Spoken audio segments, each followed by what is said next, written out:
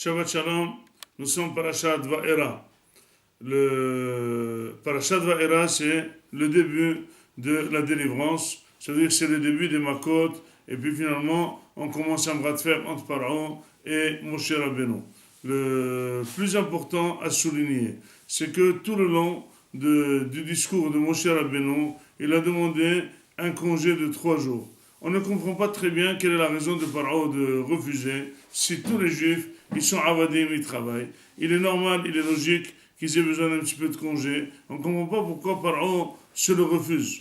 Mais finalement, la demande de Moshe, elle était très vicieuse.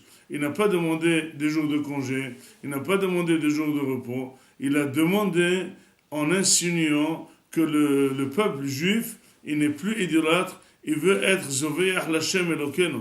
Il lui a dit, on veut prendre 3 jours pour fêter notre fête. Pharaon, ça n'a pas du tout gobé. Que Am Israël pouvait être des croyants en Dieu, c'est pas possible. Il a dit, mais toi, tu es un monsieur, tu es venu, tu leur as changé la tête. C'est des vrais idolâtres. Ils sont tous les mêmes qu'ont les Égyptiens. Je ne peux pas croire qu'ils veulent faire un sacrifice pour Hachem. Et c'est pour ça, dès la première demande, Pharaon prend les dispositions. Il a dit, tu es venu, tu leur as tourné la tête, c'est qu'ils ont eu le temps de faire des conférences, c'est qu'ils ont eu le temps de se réunir. Tout de suite, on va leur donner un fort travail pour éviter toutes ces idées de croyances que tu leur as inculquées. Et finalement, Moshe Rabbeinu se redemande par Akadosh Baruch Hu de revenir vers Pharaon et d'insister qu'il faut libérer les Juifs pour aller faire un sacrifice. Et là, Moshe Rabbeinu qui dit, mais je ne comprends pas comment les Juifs vont me croire. Sache que toute cette croyance qui m'ont cru, elle est très légère. C'est vrai que c'est des gens qui ne sont pas religieux. C'est vrai que c'est des gens qui ne sont pas croyants. C'est vrai que c'est des gens qui ne sont pas du tout... C'est des idolâtres. Comment tu penses qu'ils vont me croire? D'ici déjà Pharaon qui est... Si Ben Israël qui sont dans la tzara, ils ne peuvent pas me croire. Comment tu veux que Pharaon me croie? Donc finalement, on est arrivé à une analyse de situation claire. Que Am Israël n'y croit pas et Pharaon n'y croit pas. Et c'est Moshe qui doit créer cette croyance de Am Israël. Et c'est là qu'on comprend l'objet de ces makot. L'objet de ces plaies, c'est d'augmenter la croyance de manière bivalente.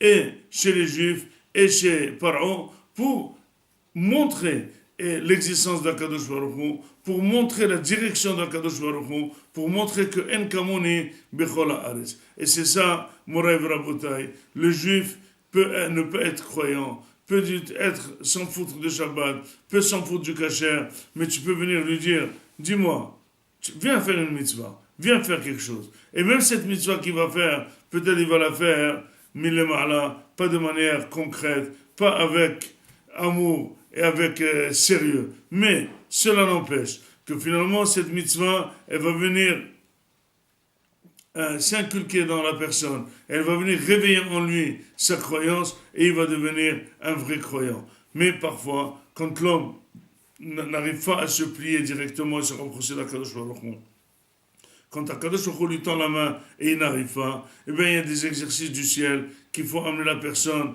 à la station voulue. Il y a des exercices où l'homme, Akadosh Baruch Hu, lui coupe les mains et il lui dit tu peux rien faire. Il le bloque dans ses affaires, il peut le bloquer dans sa santé, il peut le bloquer dans ses enfants, il peut le bloquer dans son couple. Et là il comprend qu'il y a un blocage, que normalement ça ne devrait pas être bloqué. Il y a quelque chose qui bloque, c'est peut-être Akadosh Baruch Hu, et il revient vers Akadosh Baruch Hu. C'était l'objet de Am Israël quand ils sont tombés dans l'esclavage, mais c'est l'objet de Pharaon. Pharaon Moshe est venu faire une déclaration très positive, très rassurante, mais quand il n'a pas pu, eh bien, il fallait commencer la série des 10 plaies jusqu'à arriver que Mikra Mochaba Elim Hashem. C'est ça, Rabotai, la croyance en Akadosh Baruch Hu. Celui qui a du mérite, il y croit directement. Celui qui a du mérite, il y croit par des secousses d'Akadosh Baruch Hu. Mais celui qui n'a pas de mérite, Akadosh Baruch Hu l'abandonne à son non-croyance et il terminera sa vie ici comme il s'est vraiment défini. Quand la personne se détermine non-croyante, eh bien, elle termine sa vie non-croyante. Mais quand la personne se détermine comme croyante, eh bien, elle termine sa vie avec la croyance et avec l'élévation de l'Aneshama. C'est l'objet qu'Am Israël a passé tout cet esclavage pour cultiver comment la personne peut descendre dans la spiritualité, mais surtout quelles sont les manières de remonter et s'approcher d'Akadosh Baruch Hu. Moraï Rabotai, je saisis de nouveau cette occasion. On est presque 48 heures avant le gala. Je voudrais absolument que tous ceux qui nous écoutent fassent l'effort.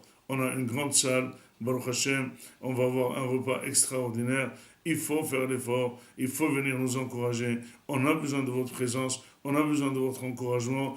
Et sachez que d'un côté, vous nous soutenez, mais de l'autre côté, on vous soutient par l'étude sérieuse de la Torah d'Avrechim, du Kollel, par notre Kehillah, que le Srout sera toujours à vos côtés. Amen ve Amen. Shabbat Shalom.